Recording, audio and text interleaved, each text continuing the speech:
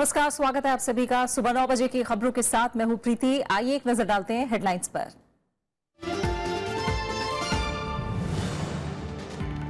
मणिपुर में करीब 5 महीने बाद आर्थिक नाकेबंदी खत्म। केंद्र, राज्य और यूएनसी नेताओं की बातचीत में सहमति। बीरेन्द्र सिंह सरकार का शक्ति परीक्षण आज। जाट आरक्षण आंदोलन टला, नहीं करेंगे दिल्ली कूच। मुख्यमंत्री मनोहर लाल खट्टर से वार्ता के बाद नरम पड़े जाट नेता। मांगे पूरी होने तक जारी रहेगा सांकेतिक धरना।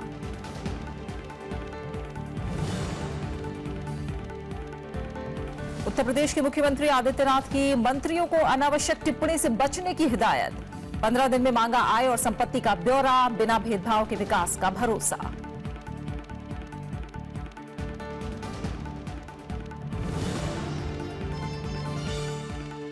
सिंधु आयोग की इस्लामाबाद में आज से 2 दिन की बैठक। 10 सदस्यीय भारतीय प्रतिनिधिमंडल होगा शामिल। उड़ी हमले के बाद पहली बार था।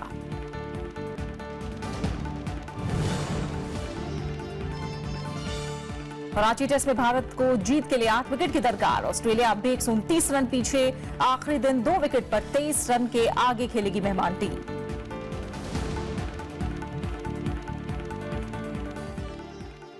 मणिपुर में लंबे समय से जारी आर्थिक नाकेबंदी खत्म हो गई है। सेनापति में रविवार शाम यूनाइटेड नगा काउंसिल, मणिपुर और केंद्र सरकार के बीच त्रिपक्षीय वार्ता में इस पर सहमति बनी। मणिपुर में करीब 5 महीने से जारी आर्थिक नाकेबंदी के चलते जरूरी सामानों की आपूर्ति बाधित रही है। केंद्र सरकार के 7 नए जिले बनाने के विरोध में ये नाकेबंदी की गई थी। चुनाव प्रचार के दौरान प्रधानमंत्री नरेंद्र मोदी ने नगा संगठनों से आर्थिक नाकेबंदी खत्म करने की अपील की थी। उन्होंने बीजेपी के सत्ता में आने पर इसे खत्म करने का वादा किया था।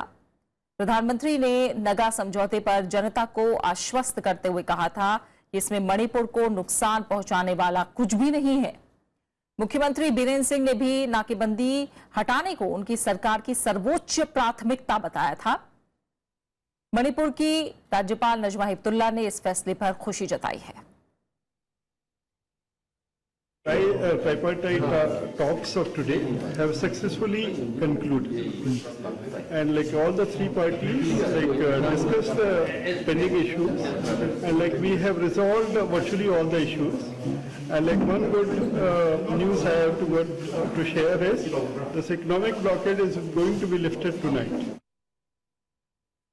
The government of Manipur accommodate our sentiment, our opinion, and also the government of India also accommodate the sentiment of the Naga people, for which we have agreed upon to. और इस समय हमारे साथ हमारे संवाददाता अखिलेश सुमन जुड़े हुए हैं, हम उनका रुख करेंगे। अखिलेश, हम जानते हैं आप लंबे समय तक इम्फाल में रिपोर्टिंग करने के बाद अभी लौटे हैं। आर्थिक नाकेबंदी को अगर देखा जाए 1 नवंबर से लागू थी, आखिर जरूरत क्या पड़ी थी इसकी और अब आगे किस तरह की संभावना है? ठीक कहा आपने प्रीति। मैं अभी लौटा हूं और चुनाव वहां इस तरीके से संपन्न हुए और उसके बाद एक लंबी नाकेबंदी के बाद लोगों ने राहत दी है और एक तरह से कहें कि मणिपुर में अभी सब तरफ खुशी का माहौल है। सरकार ने वादा किया था, नई सरकार ने आने के पहले वादा किया था। बीजेपी के अमित शाह और नरेंद्र मोदी गए थे वहां मणिपुर में और उन्होंने कहा था कि सरकार बनने के 48 घंटे के अंदर हम नाकेबंदी को खत्म कर देंगे। तो 48 घंटे तो नहीं, लेकिन आप कह सकते हैं कि सरकार आज विश्वास मत हासिल करेगी मणिपुर विधानसभा में और आज से नाकेबंदी खत्म हो गई है। तो एक बहुत बड़ा मामला था मणिपुर के पूरे चुनाव में नाकेबंदी, और जिस तरीके से पूर्व सरकार इबोबी सिंह ने अब एक तरफा घोषणा कर दी थी 7 नए जिले बनाने की, और 7 नए जिले बनाने के बाद नगा जो क्षेत्र में विभाजन हो रहा था उससे लोग काफी विक्षुब्ध थे। और इसी के बाद यूनाइटेड नगा काउंसिल ने कहा था कि हम लोगों से कोई सलाह मशविरा नहीं किया गया है और हम आर्थिक नाकेबंदी कर रहे हैं। तो एक तरीके का राजनीतिक आंदोलन था जिसे बातचीत के जरिए सुलझाया जा सकता था। मुख्यमंत्री के पास समय था कि वो बातचीत करके इस मामले को सुलझा सकते थे, लेकिन उन्होंने ऐसा नहीं किया और लोगों को यह आशंका थी कि इस मामले पर मुख्यमंत्री इबोबी सिंह मतों को ध्रुवीकरण करना चाहते हैं अपने पक्ष में। एक नगा और एंटी नगा में एक माहौल बनवाना चाहते हैं। हालांकि इसका फायदा उन्हें ज्यादातर नहीं मिल पाया और उल्टा घाटा हो गया। आप देख रहे हैं कि पहले उनकी सरकार थी और आज वो सरकार में नहीं है। तो इस तरह के राजनीतिक मसलों पर जो उन्होंने रुख लिया उसका के घाटा हुआ। और आज मणिपुर में जो 48 घंटे के अंदर वादा किया था सरकार ने, बीजेपी ने आने के बाद, तो उसको पूरा किया है। इसे लेकर लोगों के आम जीवन में जो रोजमर्रा की जरूरतें थी वो जरूरतें अब पूरी होगी। और एक तरह से कह सकते हैं कि अब जो चारों तरफ से जब आपके पास बंदिश हो जाए, कोई सामान नहीं आ पाए, पेट्रोल डीजल मिलने मुश्किल हो जाए, एयर लिफ्टिंग की गई एक डीजल और पेट्रोल, उसके बाद लंबी लंबी कतारें पेट्रोल पंप पे मोटरसाइकिलों की, गाड़ियों की, तो बहुत ही जीना जोहर हो गया था मणिपुर के लोगों का। और यह कह सकते हैं कि एक बहुत ही अच्छा प्रयास किया मणिपुर की सरकार ने केंद्र सरकार के साथ मिलकर। और मेरी बात हुई अभी मिलान सिमरे जो मणिपुर यूनाइटेड नगा काउंसिल के महासचिव हैं, उन्होंने कहा कि 1 महीने के अंदर हमारी फिर से राजनीतिक वार्ता होगी ताकि इस तरह की स्थितियां नहीं बने और जो नगा लोगों की मांग है उन मांगों पर विचार किया जा सके, ताकि मणिपुर की एकजुटता जो है, मणिपुर का जो टेरिटोरियल इंटीग्रिटी का लोग सवाल उठाते हैं उसको भी अक्षुण्ण रखा जाए और विकास के जो बहुत सारे काम है, आधारभूत संरचना है, बुनियादी ढांचे का काम, उसे भी पूरा किया जा सके। बिल्कुल बिल्कुल, बहुत बहुत शुक्रिया अखिलेश इस तमाम जानकारी को विस्तार से हम तक पहुंचाने के लिए। तो 5 महीने से जारी मणिपुर में जो आर्थिक नाकेबंदी थी वो खत्म हो गई है, बड़ी राहत की खबर मणिपुर के लिए। वहीं दूसरी तरफ आज मणिपुर में स्पीकर का चुनाव होगा और इसके बाद मुख्यमंत्री एन बीरेन सिंह राज्य विधानसभा में बहुमत साबित करेंगे। इससे पहले कल मणिपुर में बीजेपी के वरिष्ठ विधायक वी हंग खलियान ने विधानसभा के प्रोटेम स्पीकर के रूप में शपथ ली। राज्यपाल नजमा हेपतुल्ला ने उन्हें इम्फाल में राजभवन में हुए समारोह में शपथ दिलाई। इसके बाद प्रोटेम स्पीकर ने विधानसभा परिसर में सभी नवनिर्वाचित विधायकों को सदस्यता की शपथ दिलाई। मणिपुर में कांग्रेस के 28, बीजेपी के 21, एनपीपी और एनपीएफ के 4-4, एलजेपी, टीएमसी का 1-1 और 1 निर्दलीय विधायक है। सेना ने अरुणाचल प्रदेश के तवांग में सेला दर्रे के पास बर्फीले तूफान में फंसे 127 पर्यटकों को सुरक्षित निकाल लिया है। शनिवार रात शुरू किया गया बचाव अभियान रविवार तड़के पूरा हुआ। बचाए गए पर्यटकों में जापान, न्यूजीलैंड और बुल्गारिया के 5 विदेशी नागरिक भी हैं। हालांकि इस घटना में एक बुल्गारियाई पर्यटक की मौत हो गई। अरुणाचल प्रदेश के पश्चिमी कामेंग जिले में अहिरगढ़, सेला और नौरांगनांग के बीच शनिवार दोपहर आए भीषण बर्फीले तूफान में कई पर्यटक तेजपुर तवांग मार्ग पर फंस गए थे। सड़क पर 2 से 3 फीट तक बर्फ भी जम गई थी, जिससे बॉर्डर रोड्स ऑर्गेनाइजेशन ने रविवार को परिवहन के लिए साफ कर दिया। सुरक्षित बचाए गए पर्यटकों को सैन्य शिविर में प्राथमिक चिकित्सा भी उपलब्ध कराई गई। हरियाणा सरकार के साथ बातचीत के बाद जाट प्रदर्शनकारियों ने आंदोलन टाल दिया है। जाट नेताओं और मुख्यमंत्री मनोहर लाल खट्टर के बीच बैठक के बाद यह ऐलान किया गया। हालांकि जाटों का सांकेतिक धरना जारी रहेगा। आरक्षण की मांग को लेकर जाट आरक्षण संघर्ष समिति ने सोमवार को दिल्ली कूच आंदोलन को फिलहाल टाल दिया है। जाट नेताओं की रविवार को हरियाणा सरकार के साथ बातचीत के बाद ये फैसला किया गया। हरियाणा के मुख्यमंत्री मनोहर लाल खट्टर ने कहा कि केंद्र में जाट आरक्षण प्रक्रिया national commission for backward classes के चेयरमैन और सदस्यों की नियुक्ति के बाद शुरू की जाएगी। सारा कार्य शीघ्र करवाया जाएगा, एक समयबद्ध तरीके से इसको शुरू करवाकर और जाट समाज को न्याय मिले, ये हमारी मंशा है। जाट नेता यशपाल मलिक ने कहा कि उनकी 5 मांगों पर हरियाणा सरकार के साथ सहमति बन गई है। 26 मार्च तक सभी से बात कर समाधान निकाल लिया जाएगा। हालांकि उन्होंने कहा कि समाधान निकालने तक सांकेतिक धरने जारी रहेंगे। मुख्यमंत्री जी ने 5 मांगे बताई, उन पर हम सब लोग सहमत करते हुए और एक समयबद्ध वे सब मांगे पूरी हो जाए और सरकार की नीयत पे पूरा भरोसा है कि इस बार जो समझौता हुआ है उस पर संपूर्ण रूप से वो समझौता खरा उतरेगा। राज्य सरकार ने जाट आंदोलन के दौरान मारे गए लोगों के परिजनों को नौकरी, घायलों को मुआवजा देने, आरोपी अधिकारियों के खिलाफ कार्रवाई का भरोसा दिलाया है। इससे पहले फतेहाबाद में जाट आंदोलनकारियों और पुलिस के बीच झड़प हुई, जिसमें डीएसपी समेत 4 पुलिसकर्मी घायल हो गए। जाट प्रदर्शनकारियों के संसद के घेराव के ऐलान के मद्देनजर सुरक्षा के कड़े बंदोबस्त किए गए। जाट नौकरियों और शिक्षा में आरक्षण की मांग को लेकर आंदोलन कर रहे हैं। रविंद्र सिंह शौर्यान के साथ bureau report, Rajya Sabha TV. Yogi Adityanath ने उत्तर प्रदेश के 21वें मुख्यमंत्री के तौर पर कल शपथ ली। लखनऊ में उन्होंने पद और गोपनीयता की शपथ ली। उनके साथ केशव प्रसाद मौर्य और दिनेश शर्मा ने भी उप मुख्यमंत्री पद की शपथ ली। मुख्यमंत्री का कार्यभार संभालने के बाद योगी आदित्यनाथ ने बिना भेदभाव के सभी वर्गों के लिए काम करने की बात कही है। लखनऊ के स्मृति उपवन में हुए शपथ समारोह में योगी आदित्यनाथ ने उत्तर प्रदेश के मुख्यमंत्री पद की शपथ ली। राज्यपाल राम नाईक ने उन्हें पद और गोपनीयता की शपथ दिलाई। मैं आदित्यनाथ योगी उत्तर प्रदेश राज्य के मुख्यमंत्री के रूप में अपने कर्तव्यों का श्रद्धापूर्वक और शुद्ध अंतःकरण से निर्वहन करूंगा। उत्तर प्रदेश में 2 उप मुख्यमंत्री बनाए गए हैं। लखनऊ के पूर्व मेयर दिनेश शर्मा और बीजेपी प्रदेश अध्यक्ष केशव प्रसाद मौर्य ने उप मुख्यमंत्री पद की शपथ ली। मैं विधि द्वारा स्थापित भारत के संविधान के प्रति सच्ची श्रद्धा और निष्ठा रखूंगा। शपथ समारोह के बाद मुख्यमंत्री योगी आदित्यनाथ ने कार्यभार ग्रहण किया और मंत्रिमंडल के सहयोगियों के साथ बैठक की। इसके बाद उन्होंने सरकार की प्राथमिकताएं बताई। केंद्र में भारतीय जनता पार्टी की सरकार ने विकास और सुशासन के माध्यम से सबका साथ और सबका विकास का जो संकल्प लिया है उसका पूरी तरह अनुसरण करते हुए प्रदेश सरकार राज्य की जनता की सेवा करेगी। समारोह में प्रधानमंत्री नरेंद्र मोदी और बीजेपी अध्यक्ष अमित शाह समेत कई केंद्रीय मंत्री और पार्टी के वरिष्ठ नेता मौजूद थे। पूर्व मुख्यमंत्री अखिलेश यादव, मुलायम सिंह यादव भी शपथ ग्रहण समारोह में शामिल हुए। Bureau report, Rajya Sabha TV. Uttar Pradesh में मुख्यमंत्री और 2 उप मुख्यमंत्रियों के अलावा 44 मंत्रियों को भी शपथ दिलाई गई है। इनमें 22 कैबिनेट मंत्री, 9 राज्य मंत्री स्वतंत्र प्रभार, 13 राज्य मंत्री शामिल हैं। मंत्रिपरिषद में जातीय और क्षेत्रीय समीकरण का पूरा ध्यान रखा गया है।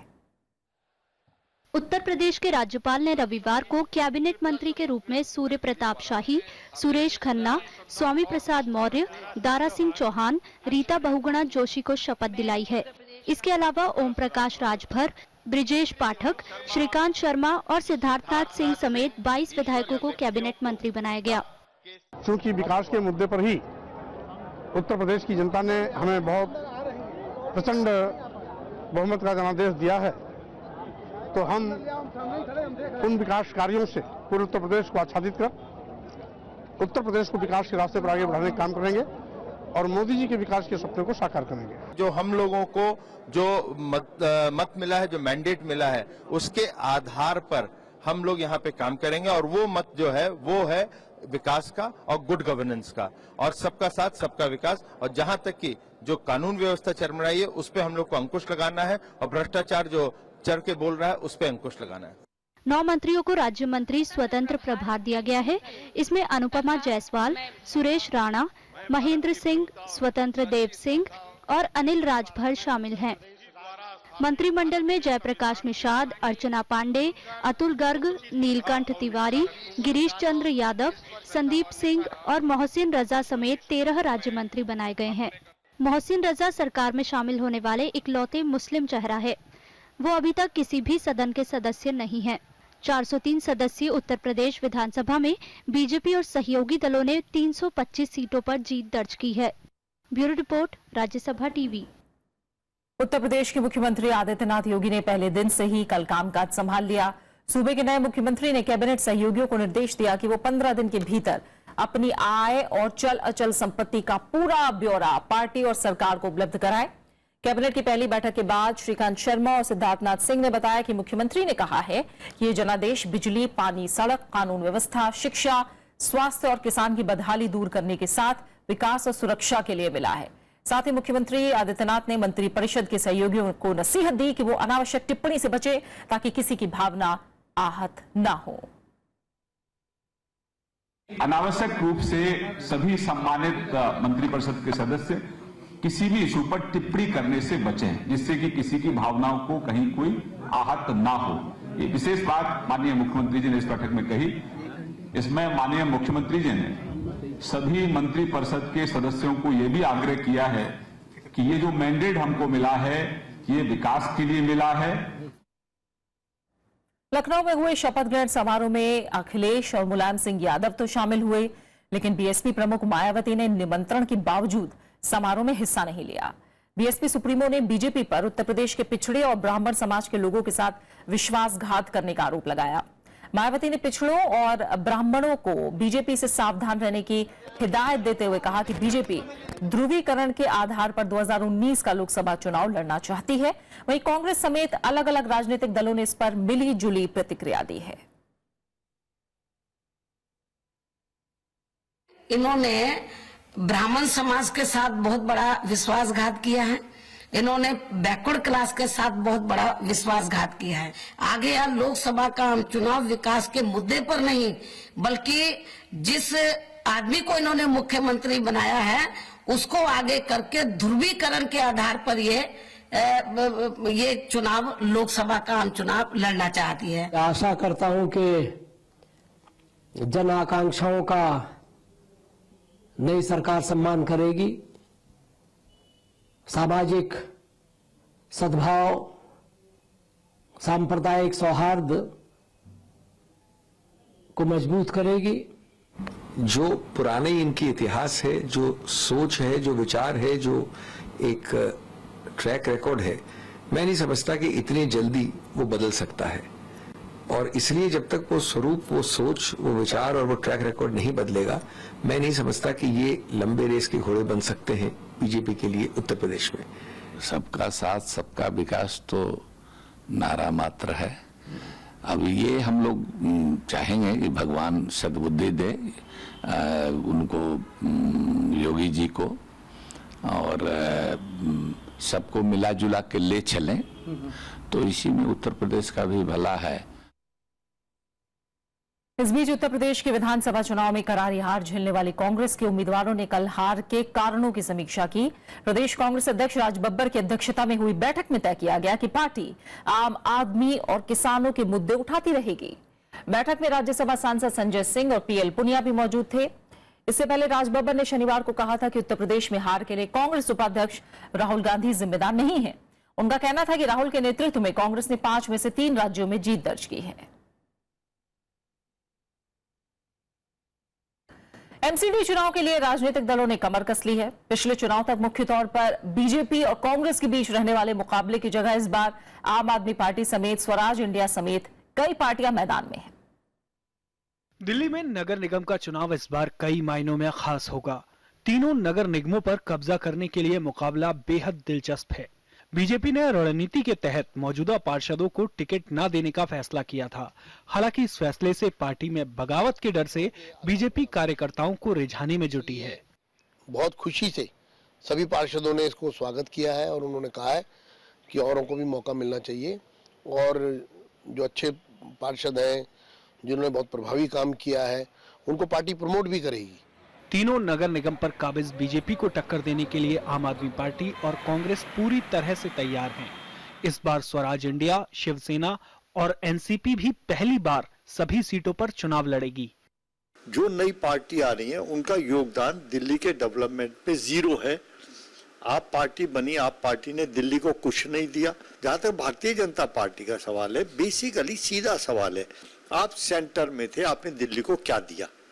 कुछ नहीं दिया। हम चुनावी लोकतंत्र में जिस देश में रहते हैं, उस देश में सभी पार्टियों को अपना हाथ आजमाने की आज़ादी है, वो आजमा सकते हैं। पिछले 2 वर्षों में कम से कम सब कुछ अगर आप किनारे कर दें तो बिजली, पानी, शिक्षा, स्वास्थ्य, ये जो महत्वपूर्ण और सबसे बड़े मुद्दे रहे हैं, इसमें कम से कम बीजेपी कांग्रेस के लोग भी इनकार नहीं कर पाते हैं कि आम आदमी पार्टी ने कुछ डिलीवर किया है या नहीं किया है।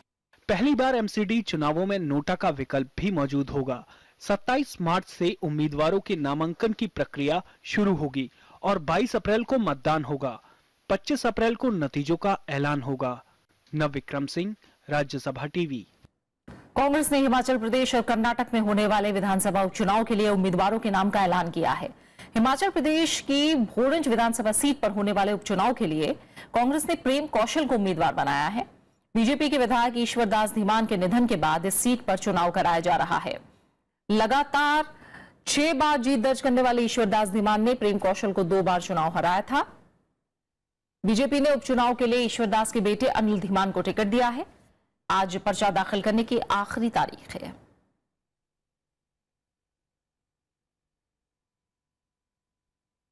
कर्नाटक की नांजनगुड़ सीट से कांग्रेस ने KN केशव मूर्ति को पार्टी का उम्मीदवार बनाया है, जबकि गुंडलुपेट सीट से MP मोहन कुमार के नाम को मंजूरी दी गई है।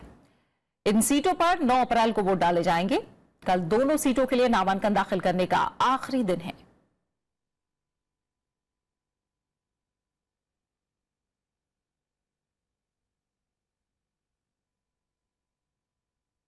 संसद की स्थायी समिति ने सरकार को हवाई टिकट की कीमतों पर सीमा लगाने का सुझाव दिया है। इसके अलावा खाड़ी क्षेत्र में कृत्रिम रूप से लगाए जाने वाले अधिक मूल्य पर नियंत्रण लगाने के लिए भी कहा है। परिवहन, पर्यटन और संस्कृति संबंधी संसद की स्थायी समिति ने अपनी रिपोर्ट में त्योहार के मौके पर विमान कंपनियों की तरफ से किराए में की जाने वाली बढ़ोतरी को लेकर चिंता जताई है।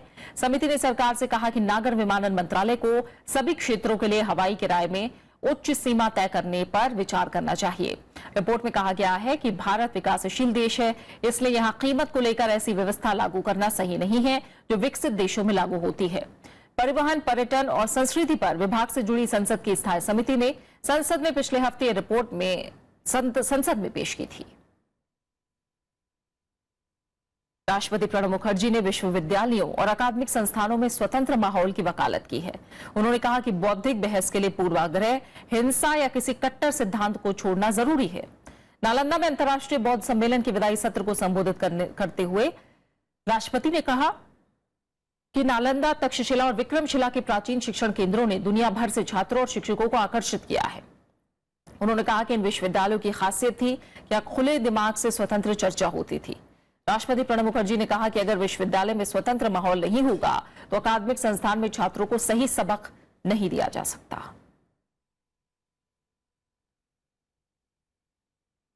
प्रधानमंत्री नरेंद्र मोदी ने रत्न और आभूषण क्षेत्र को कौशल भारत की क्षमता का एक प्रमुख उदाहरण बताया है।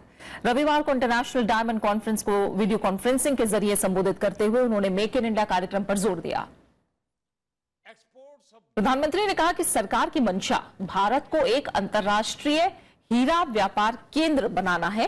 उन्होंने कहा कि दुनिया में तराशे हुए और पॉलिश किए हुए हीरो का सबसे बड़ा विनिर्माता और निर्यातक बनने के लिए भारत ने तेजी से कदम बढ़ाए हैं।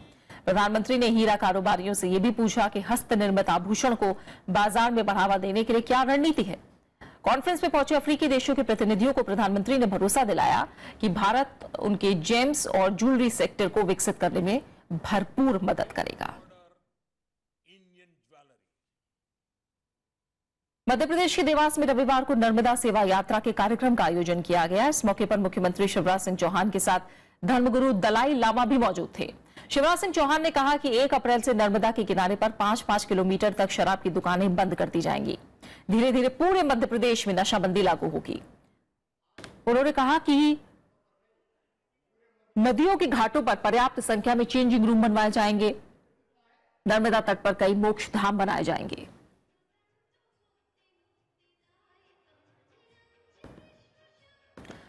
हजरत निजामुद्दीन दरगाह के दोनों धर्मगुरु आज वापस दिल्ली लौटेंगे। आसिफ अली निजामी और नाजिम अली निजामी 4 दिन पहले लाहौर हवाई अड्डे से लापता हो गए थे। दोनों मौलवी शनिवार देर शाम कराची में मिले थे। वो 8 मार्च को पाकिस्तान गए थे, जहां उन्हें 13 मार्च को लाहौर के दाता दरबार दरगाह में जियारत करनी थी। इसके बाद से दोनों का पता नहीं चल पा रहा था। भारत और पाकिस्तान के बीच सिंधु नदी जल विवाद को लेकर आज से फिर बातचीत शुरू होने जा रही है। इसके लिए सिंधु जल आयुक्त पीके सक्सेना के नेतृत्व में 10 सदस्यीय दल पाकिस्तान पहुंच चुका है। इसमें विदेश मंत्रालय के अधिकारी और तकनीकी विशेषज्ञ शामिल हैं। दोनों देशों के बीच ये बातचीत उरी हमले के 6 महीने बाद होने जा रही है। हालांकि भारत पहले ही स्पष्ट कर चुका है कि 57 साल पुराने सिंधु जल संधि में मिले अपने अधिकारों के साथ वो समझौता नहीं करेगा। पाकिस्तान शुरू से ही सिंधु और उसकी सहायक नदियों पर भारत की परियोजनाओं का विरोध करता रहा है। इनमें 5 जल विद्युत परियोजनाएं शामिल हैं। दोनों देशों ने इस विवाद के मद्देनजर सिंधु जल आयुक्त बना रखा है, जिनकी हर 6 महीने में बैठक होना तय है। लेकिन 18 सितंबर को हुए उरी हमले के बाद से इस बैठक को स्थगित कर दिया गया था। पाकिस्तान में हिंदू समुदाय की शादियों को कानूनी मान्यता देने वाले हिंदू मैरिज बिल को मंजूरी मिल गई है। राष्ट्रपति ममनून हुसैन ने कल इस बिल को मंजूरी दी। इस कानून का मकसद हिंदू विवाह, परिवारों, महिलाओं और उनके बच्चों के अधिकारों की रक्षा करना है। हिंदू परिवार अपने रीति रिवाज और परंपरा के मुताबिक शादियां कर सकेंगे। सरकार हिंदू जनसंख्या के हिसाब से इलाकों में मैरिज रजिस्ट्रार की नियुक्ति करेगी। ये कानून वैवाहिक अधिकारों की बहाली कानूनन अलग होने और पत्नी और बच्चों की आर्थिक सुरक्षा में वैकल्पिक राहत का अधिकार भी देता है। थल सेना प्रमुख जनरल बिपिन रावत 28 मार्च से 31 मार्च तक नेपाल का दौरा करेंगे। इस दौरान उनका नेपाल के राष्ट्रपति विद्यादेवी भंडारी से मिलने का कार्यक्रम है, जहां उन्हें नेपाल सेना के जनरल पद की मानद रैंक से सम्मानित किया जाएगा। इसके अलावा जनरल रावत नेपाली सेना प्रमुख जनरल राजेंद्र छेत्री के साथ मुलाकात के दौरान द्विपक्षीय सैन्य संबंधों और सहयोग बढ़ाने पर भी चर्चा करेंगे। प्रधानमंत्री पुष्प कमल दहल, प्रचंड और रक्षा मंत्री बालकृष्ण खंड से मुलाकात करेंगे और पोखरा भी जाएंगे। पोखरा में भारत का सबसे बड़ा पेंशन कैंप स्थित है। रावत इसके बाद मुक्तिनाथ की यात्रा करेंगे, जहां नेपाली सेना अधिक ऊंचाई वाले क्षेत्र में एक सैन्य प्रशिक्षण शिविर चलाती है।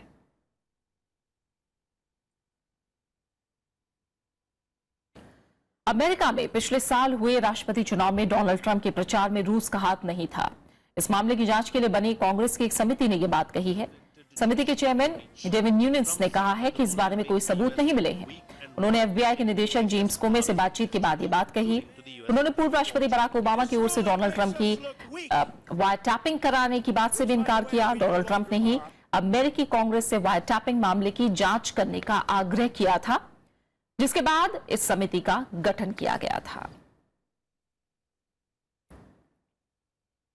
बात क्रिकेट की करेंगे। रांची में ऑस्ट्रेलिया के साथ खेले जा रहे तीसरे टेस्ट मैच में भारत ने पकड़ बना ली है। भारत को जीत के लिए 8 विकेट की दरकार है।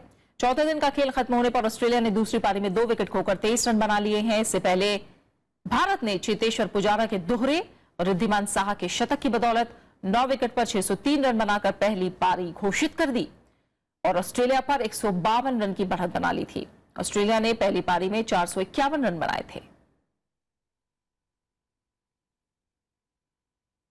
ताजनगरी आगरा में आजकल सांस्कृतिक और हस्तशिल्पी की मिसाल कहे जाने वाला ताज महोत्सव लोगों के आकर्षण का केंद्र बना हुआ है। 10 दिन तक चलने वाले इस महोत्सव का आगाज शनिवार को हुआ। महोत्सव में देश भर के 350 से ज्यादा शिल्पी अपनी कला का प्रदर्शन कर रहे हैं। इस मौके पर महोत्सव की पहली शाम की धड़कन बने बॉलीवुड गायक जावेद अली के सुरों की बहार से महोत्सव में रंग जमाया।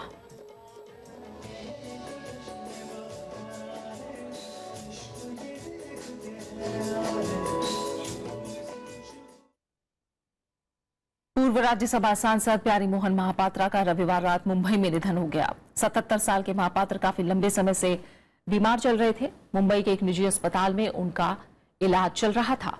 महापात्र 2010 से 2012 तक राज्यसभा के सदस्य रहे। आईएएस अधिकारी रहे महापात्र की 1997 में बीजू जनता दल की स्थापना के बाद पार्टी की रूपरेखा तय करने में अहम भूमिका रही। उन्हें ओडिशा के मुख्यमंत्री नवीन पटनायक का मुख्य रणनीतिकार और मार्गदर्शक माना जाता था। ओडिशा के पूर्व मुख्यमंत्री बीजू पटनायक के कार्यकाल में महापात्र प्रधान सचिव थे। मशहूर लेखक, पत्रकार और उपन्यासकार खुशवंत सिंह की आज पुण्यतिथि है। खुशवंत सिंह ने पत्रकार के रूप में काफी लोकप्रियता हासिल की। अखबारों में उनका कॉलम ना काहों से दोस्ती ना काहों से बैर बेहद मशहूर हुआ। ट्रेन टू पाकिस्तान नाम के उपन्यास से उन्होंने शोहरत की बुलंदियों को छुआ। उन्होंने भारत सरकार के विदेश मंत्रालय में भी काम किया। साथ ही वो 1980 से 1986 के बीच राज्यसभा के मनोनीत सदस्य भी रहे। खुशवंत सिंह को 1974 में पद्म भूषण और 2007 में पद्म विभूषण से सम्मानित किया गया। 20 मार्च 2014 को दिल्ली में उनका निधन हुआ। जाने माने पत्रकार और लेखक खुशवंत सिंह पर राज्यसभा टीवी की खास पेशकश उनकी नजर उनका शहर आप YouTube पर भी देख सकते हैं। लाली पई दसदी है रोए तुसी भी हो रोए असी। दिल्ली आया, कोई नौकरी वोकरी नहीं, कोई काम नहीं था, जेब में पैसा एक नहीं। मेरे हाथ में ना लगाम है ना मेरे पैर हैं रकाब के अंदर। और अब आखिर में हेडलाइंस।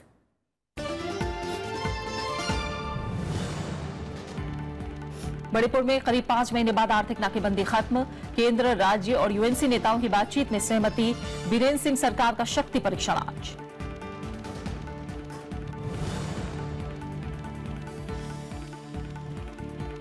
जाट आरक्षण आंदोलन टला, नहीं करेंगे दिल्ली कूच। मुख्यमंत्री मनोहर लाल खट्टर से वार्ता के बाद नरम पड़े जाट नेता। मांगे पूरी होने तक जारी रहेगा सांकेतिक धरना।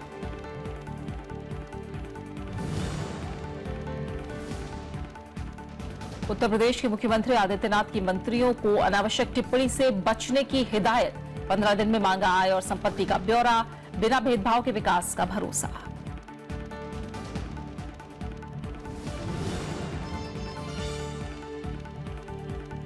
सिंधु आयोग की इस्लामाबाद में आज से 2 दिन की बैठक, 10 सदस्यीय भारतीय प्रतिनिधिमंडल होगा शामिल। उरी हमले के बाद पहली वार्ता।